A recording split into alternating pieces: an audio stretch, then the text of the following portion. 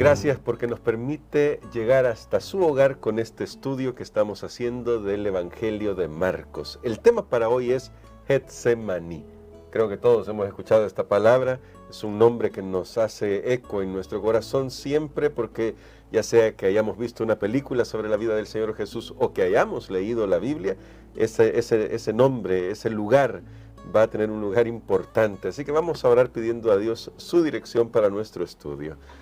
Padre bendito, gracias te damos porque tú nos das tu palabra para fortalecer nuestra fe, pero también para ayudarnos a comprender que el plan que tú trazaste para nuestra salvación fue a un gran costo tuyo, un gran costo para la deidad, pero con un resultado maravilloso, y es que nosotros tenemos la esperanza de la salvación y tenemos la seguridad de que en Cristo lo tenemos todo.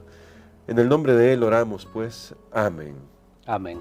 Para el día de hoy, pastor, hablando de este tema del Getsemaní, vamos a leer la sección que nos corresponde en la Biblia, porque tenemos esa ventaja al estudiar un libro, a fin de poder entrar de lleno a lo que el evangelista Marcos quiere enseñarnos, quiere recordarnos.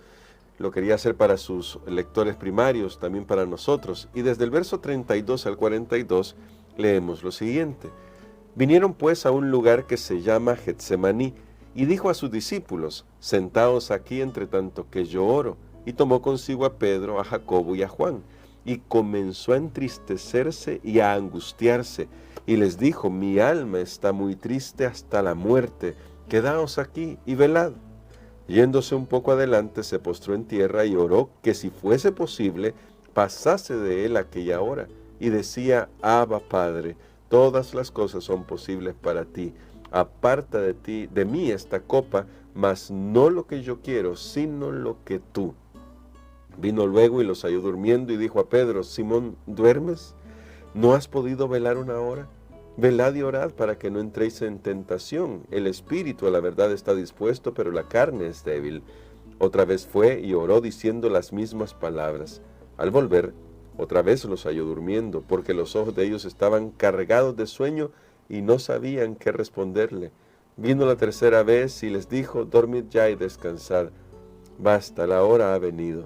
He aquí el Hijo del Hombre es entregado en manos de pecadores. Levantaos, vamos, he aquí se acerca el que me entrega. Pastor, esta escena ya es una escena que definitivamente está muy tensa, lo voy a decir así, es una situación sumamente tensa la que está aquí. Y quizás es muy curioso el lugar que se escogió para esta escena, que el mismo Señor escogió, porque Getsemaní tiene un significado, esa palabra tiene un significado, que creo que es lo que le está pasando al Señor Jesús. ¿Qué lecciones encontramos aquí? Quizás más que lecciones, ¿qué es lo que deberíamos ver aquí que debe tocar nuestro corazón? Bueno, creo que estamos entrando en la lección a las escenas finales de la vida de Jesús antes de ir a la cruz. Ya se nos ha recomendado que debemos pasar por lo menos una hora diaria en la contemplación de estas escenas finales, y creo que no es algo que debemos leer o tratar así casualmente, porque allí precisamente fue donde nuestra salvación, donde nuestra redención fue obrada, y creo que es algo que todos debemos estar interesados. Precisamente la palabra Getsemaní significa prensa de los olivos. Sé que lo que había ahí en Getsemaní era un lugar, también no solo el jardín, sino que había un lugar allí donde se sacaba el aceite, donde había una prensa, y entonces nosotros sabemos, ¿verdad?, cuando se quiere hacer jugo de una fruta o de algún vegetal, nosotros sabemos qué tiene que suceder. Sí. Ahora, y precisamente lo que está pasando con Jesús es algo que Él está sufriendo horrores. Y esto es bien importante, Jesús no sufrió horrores solamente cuando estaba en la cruz. No. Su angustia extrema comenzó allí en Getsemaní. De hecho, la palabra que se usa cuando Jesús dice, mi alma está muy, muy triste, bueno, o muy hasta angustiada, la muerte, sí. hasta la muerte, habla de una ansiedad que nosotros no tenemos idea, una angustia en el alma. Definitivamente ahora nosotros nos encontramos que Jesús está pasando una gran presión, Recuerden que en las secciones anteriores habíamos hablado de la lealtad, sí, de la fidelidad, donde vemos que Judas le traicionó, no fue leal, pero ahora se contrasta la deslealtad de todos esos líderes religiosos, de Judas mismo, con la lealtad de Jesús, sí, donde Jesús, a pesar de las pruebas, a pesar de la presión insoportable, Él se mantuvo del lado correcto. Y tenemos que ver aquí algunas cosas. ¿Por qué es que Jesús, Él ora? Y ya sabe para lo que ha venido. Él había dicho en varias ocasiones, para esto yo he venido. Sí. Pero ¿por qué Jesús ora y dice, Padre, si es posible, pase de mí esta copa? O sea, como que estaba queriendo evitar lo que iba a suceder. Al menos podemos ver dos cosas aquí. Número uno, recordemos que cuando Él estaba en la cruz, Jesús dijo, Dios mío, ¿por qué me has abandonado? Entonces eso nos da una clave, que una de las razones por las que Jesús temía como ser humano, en su naturaleza humana, ir a la cruz, era el abandono de su Padre. Sí. Por toda la eternidad, Él había estado siempre con su Padre. Ahora, por un momento, Él debe ser separado de esa comunión, porque va a cargar sobre sí el pecado de todos nosotros. Y otra cosa, Él dice, pase de mí esta copa. La copa en el Antiguo Testamento es un símbolo de la ira de Dios. Podemos ver algún texto, claro, tal vez Isaías capítulo 51, versículo 17.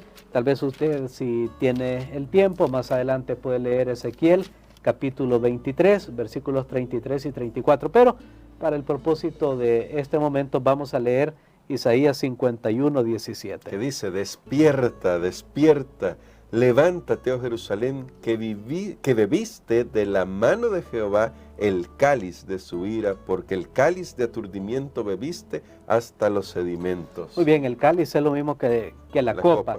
Entonces en la Biblia nosotros tenemos bien claro que la copa es una referencia al juicio de Dios y a la ira de Dios. Y Jesús sabía que esa ira iba a ser descargada sobre Él, porque Él iba a cargar con el pecado de toda la humanidad. Entonces todo eso era lo que realmente Jesús temía. No fueron, se ha dicho acertadamente, ni siquiera los clavos, las espinas.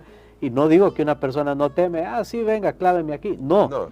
Pero lo que pasa que la angustia de Jesús por la separación de su Padre, por cargar con la ira de Dios, por tener los pecados nuestros sobre sí, eso sobrepasaba en una dimensión que nosotros apenas comprendemos. Sí. Realmente quiero decir esto, podemos hablar de este tema, podemos decir esto, pero no tenemos idea realmente de todo lo que esto significa. Pero hay algo más que quiero comentar para esta primera sección, y es que cuando Jesús dice, Padre, si es posible, pase de mí esta copa, significa que Jesús iba a ir a la cruz, pero no como un robot, no como alguien que está anestesiado, que va a cumplir una misión y él tiene que ir porque no queda de otra, ¿verdad? No, él tenía que tomar una decisión. ¿Sabe que en todo este escenario nosotros encontramos que las personas tendrán que tomar una decisión, que no hay una predeterminación que los obliga para hacer algo? Caifás tendrá que tomar su decisión, Judas tomó su decisión, Pilato tendrá que tomar su decisión, Jesús tendrá que tomar su decisión, los discípulos tendrán que tomar su decisión, cada uno tendrá que tomar su decisión. Jesús no fue a la cruz como un mero robot a cumplir, porque bueno, tengo que hacer esto. No, Él podría evitarlo, pero voluntariamente Él se sometió. Creo que son grandes lecciones para nosotros. Y a propósito, siguiendo en esa línea, ¿cómo lo preparó a Jesús la oración en contraste con lo que vemos con sus discípulos? Que dice acá, los encontró durmiendo. Las 3 veces estaban durmiendo. Y claro, Lucas creo que es el que explica, el evangelista Lucas explica que es porque estaban muy tristes, pero el hecho es que estando tristes tomaron la decisión de, en lugar de orar, irse a dormir. Eso quiere decir que tal vez no comprendían lo que estaba sucediendo realmente ahí. Al final el Señor Jesús, aunque es muy claro, está tratando de que se preparen, pero cuando llega la hora de la prueba, Él está listo, ellos no, pastor. Sí, realmente los discípulos tristemente nos representan a nosotros también. Sí. Nos representan a nosotros. Ya voy a explicar también por qué. Pero nosotros notamos que Jesús sabe que la fuente de su victoria se encuentra en la oración. Su humanidad va a estar angustiada y ya lo vemos que su angustia fue real. De hecho, se nos dice en otro relato que sudó allí en Getsemaní. Jesús sangró, sudó gotas de sangre. Yo creo que todos nosotros hemos estado preocupados, pero nunca al punto de que sudor va a hacer sangre. Indica que había una angustia indecible, tremenda en su cuerpo. Pero notamos que él oró una vez, oró otra vez y oró la tercera vez. Hasta la tercera vez él tuvo la paz que necesitaba para esa hora, donde ya es capaz de decirle a sus discípulos, vamos, esto tiene que continuar. Y esto nos da una tremenda lección. A veces nosotros decimos, bueno, ya oré, bueno, ore otra vez, ya oré, ya volví a orar, ore, hasta encontrar esa paz. No es una oración automática, bueno, ya oré y ya estuvo, ya se limpió todo. No, ore. Y Jesús encontró la paz después de orar 3 veces. Le había pedido a sus discípulos que oraran. Algo bien interesante que Jesús buscó una ayuda, a alguien ahí cerca que estuviera con él. Lastimosamente sus discípulos no pudieron ser esa ayuda. ¿Qué hace usted, amigo? ¿Qué hacemos nosotros cuando decimos, bueno, no hay nadie que nos pueda escuchar, no hay nadie que nos pueda ayudar en la hora de la prueba? Bueno, hay alguien que puede ayudarte, hay alguien que puede escucharte y es Dios. Por supuesto, Dios te va a guiar en algún momento a un capellán, a un pastor, a un líder, a un terapeuta, pero habrá que buscar ayuda. Pero si por alguna razón tú no encuentras ayuda, ora y vas a encontrar el auxilio que Dios siempre promete para sus hijos. Ese auxilio que los discípulos realmente se perdieron porque no estaban velando con Jesús en oración. Y ahora, aquí voy a decir una tremenda lección que yo le estoy viendo para mi propia vida. ¿Sabes que los discípulos, por ejemplo Pedro, estaba dispuesto a morir por Jesús, a pelear por Jesús, pero no a mantenerse despierto por Jesús? Y esto es algo bien interesante, porque notamos que después Pedro, ya cuando anda por ahí despierto y todo, saca la espada. Si Jesús les hubiera dicho, miren, manténganse ahí con la espada y pasa alguien, ustedes lo atacan, creo que ahí hubieran estado despiertos. Pero ¿sabe qué significa esto? Que a veces nosotros los deberes pequeños los pasamos por alto, la preparación que es tan esencial para el momento de la prueba, porque la preparación no es tan glamurosa. Sí, no. No es algo que, ¿quién se va a jactar de pasar orando, de pasar leyendo la Biblia? Porque nadie lo ve. Nos gusta, correcto, nos gusta más estar en la batalla, ser visibles, que las personas nos estén viendo, que estén hablando de nosotros. Pero noten qué interesante, Jesús nos muestra que los deberes más sencillos, los que nadie ve, son los que nos ayudan a estar preparados para la batalla. Amén. Por eso es que cuando las dificultades vienen, algunas personas sobreviven y otros no. Y nosotros decimos, pero ¿por qué si los dos iban a la misma iglesia? O los dos o eran una pareja o mire, sus padres eran fieles, pero mire los hijos cómo son. Bueno, pero es que cada uno tendrá que tomar una decisión como hemos mencionado. En esas cosas pequeñas. Y quizás, pastor, para terminar nuestra reflexión, esa preparación no tan glamurosa como usted lo ha dicho, me gusta mucho esa expresión, es esa preparación en esas cosas que nos parecen pequeñas, porque a la postre vemos que no son pequeñas, ya en los resultados, son los que nos permiten lidiar con las respuestas, incluso que no comprendemos. Aquí vemos que la respuesta de Dios, por lo que sigue en el relato a la oración de Jesús, fue: no hay otra manera. La única manera es que vayas a la cruz. ¿Cómo lidiamos nosotros los seres humanos cuando la respuesta de Dios nos parece una negativa?